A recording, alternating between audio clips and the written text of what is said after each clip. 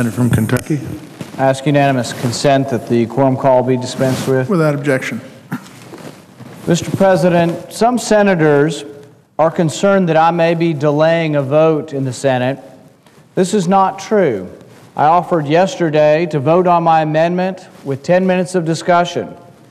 I've offered to vote immediately at any point in time, but I do think it's worth 10 minutes of our time and 10 minutes of Americans' time to discuss the plight of U.S. citizens in Egypt. I do not think that 10 minutes is too much to ask that we discuss, debate, and vote on whether or not Egypt should continue to get aid from us while detaining our citizens. Egypt is unlawfully preventing U.S. citizens from leaving their country. I do not think that 10 minutes is too much to ask. We've sent over $60 billion in aid to Egypt over the years, and they now hold 19 U.S. citizens virtually hostage. Will we ever learn? Will we ever learn that you can't buy friendship? 19 U.S. citizens who traveled to Egypt to help Egypt embrace democracy, to help Egypt have an elected government and enjoy the freedoms that we enjoy here, and the success that we've enjoyed here having a democratic government. They are now being prevented from leaving Egypt. Some of these pro-democracy workers, in fact, are now seeking refuge in the U.S. Embassy.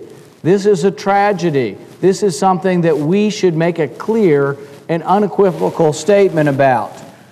Does Egypt wish to be part of the civilized world, or do they wish to descend into the lawlessness of the third world?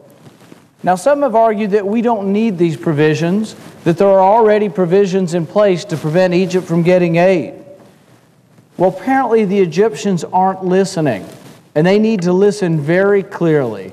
The amendment that I have proposed will end all aid to Egypt, economic aid and military aid. We give over $1.5 billion to Egypt every year, and we cannot continue to give aid to a country that is detaining illegally our U.S. citizens. Now, some have said the provisions that we already have take care of this.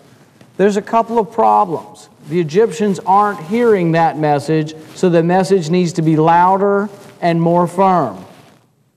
We will not tolerate any country holding U.S. citizens as hostage or lawlessly. I think Egypt needs to know that America means business, and that's what this debate is all about. And so I don't think it's too much to ask the Senate to consider this proposal on Egypt, spend 10 minutes, and let's have a vote to send a message to Egypt. The question is, will we ever learn? Will we ever learn that you can't buy friendship? Will we ever learn that you can't create Democrats out of authoritarians simply by buying them off?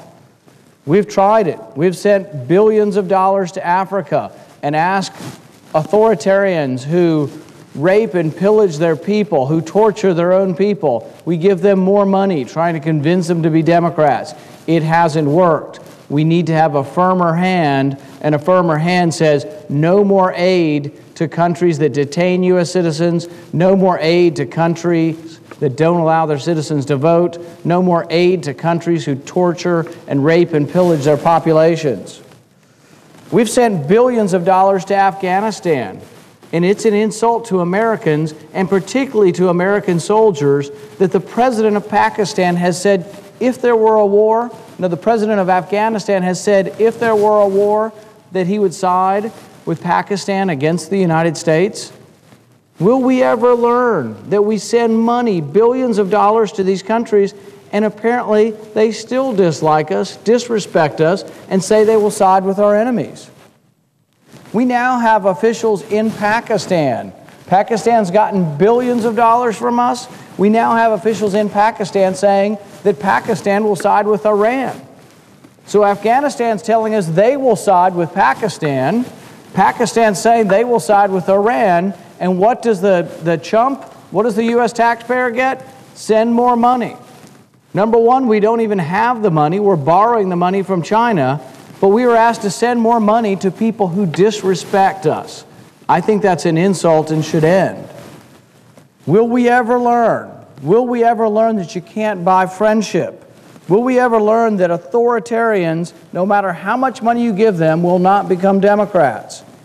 Egypt must be put on notice, and the President is not leading on this issue. Just a few weeks ago, the President's Undersecretary of State, Robert Hormat, stated that he wanted to make sure that the administration assured the Egyptians that we want to provide more immediate benefits. Do you think that's sending a wrong message to the Egyptians? They're detaining 19 U.S. citizens, preventing them from leaving, preventing them from coming home. U.S. citizens are holed up in our embassy, and the administration says we need to make sure that the benefits get there immediately. The administration is bragging about sending more aid to Egypt. Just yesterday, the President comes out with a new budget. Guess what? There's $1.5 billion of taxpayer money to be sent to Egypt. What kind of message are we sending them? I think the President is not leading the country, is not exemplifying what most Americans would want. And that is to send a clear and unequivocal message to Egypt that we will not tolerate this behavior, we will not subsidize this behavior. Think of it, the American taxpayers being asked to subsidize a government that is detaining U.S. citizens. The American taxpayers being asked to subsidize Pakistan, who says they would side with Iran.